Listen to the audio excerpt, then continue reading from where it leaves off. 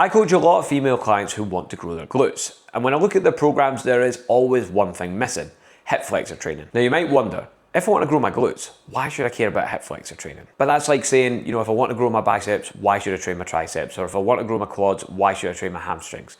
Every muscle needs an equal and opposite, and the muscles on the opposing side to your glute muscles are going to be the hip flexors. When the hip flexors are weak and untrained, your pelvis isn't going to be as stable. And when your pelvis isn't as stable, you're not going to be able to produce maximum force from your glutes, which is going to affect your training. So if we can just get those hip flexor muscles strong, it's going to facilitate better glute training, which means you're going to grow your glutes more. So we're going to break down what these muscles are, what they do, and how to train them. And at the end, I'll cover another common problem that keeps coming up in this very same area. So first of all, let's look at the anatomy. What are these muscles? Where are these muscles? And what do they do? So these muscles that we're going to talk about, they all perform hip flexion, or they all play a role in hip flexion. Now, hip flexion is essentially when you bring your leg up in front of your body. So think about doing something like a lying leg raise, for example, or even when you squat, you're going into hip flexion, okay? Now, that is just the name of the movement, okay? And obviously to train that movement, we need to oppose it, okay? We need to do something that's going to pull the leg or pull your hip into extension,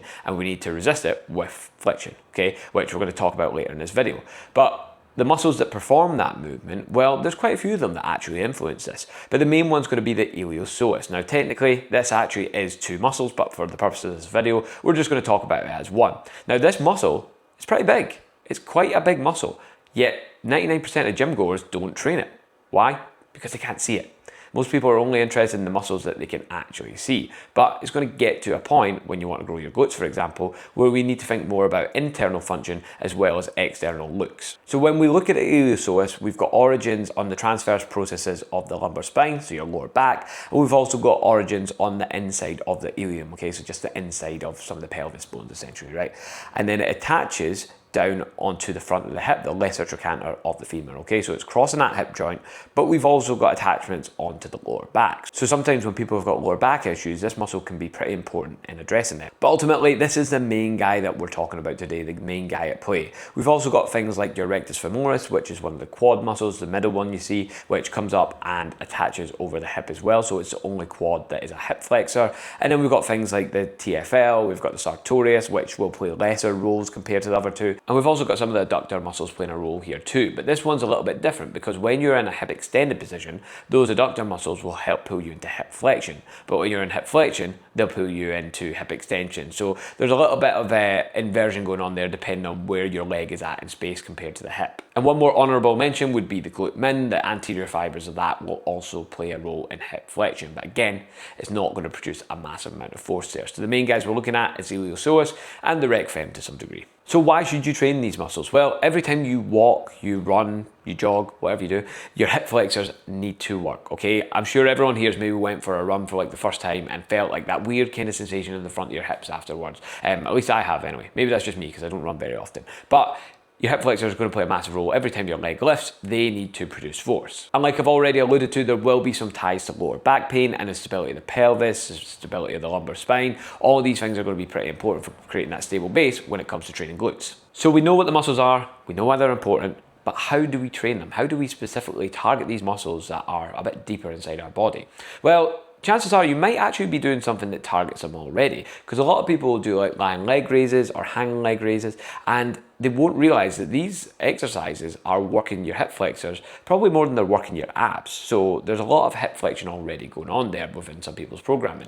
But in my opinion, this isn't enough. Like, I don't think it's enough for most people just doing lying leg raises or doing like hanging leg raises. I don't think these exercises are actually difficult enough, and I don't think they will help your hip flexors improve in strength enough to help facilitate that better glute training.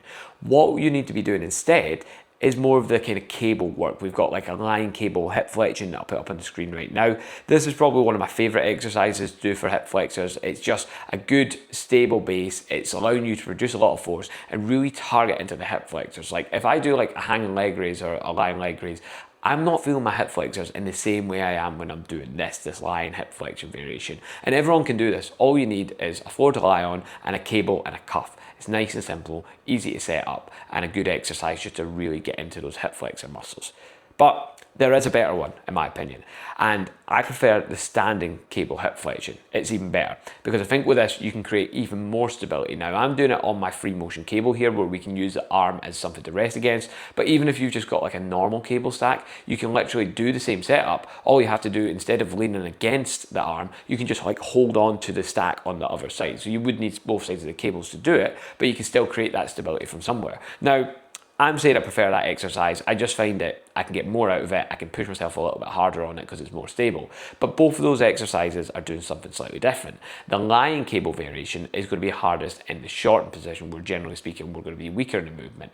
And the standing one is going to be harder at the start of the movement where we're going to be stronger, and it drops off as we get towards the top. So is one going to be better than another? Are we going to look at the profiles of the exercise and say, oh yeah, we should definitely be doing the standing one over the lying one? No, I would actually incorporate both of them. I would spend time doing both. Spend time doing one that's focused on a short position, so the lying one, and one that's more focused on a kind of stretch position, the standing one. Now, we can't talk about this stuff without talking about split squats, because we talked about the rec fem, we talked about how that's a hip flexor. Now, if you're doing a split squat with your back leg behind your body and you're sitting fairly upright, you might even feel that stretch into the front of the hip. Well, that's going to be working that hip flexor on length there as well, working that on length in that position. So split squats are another thing that should probably be added into your training program when you're trying to improve the strength of your hip flexors, as well as leg extensions too, which is going to target the rec fem in a shortened position. So if we're doing a lying cable hip flexion, we're doing a standing cable hip flexion, we're doing a split squat variation, and we're doing a leg extension,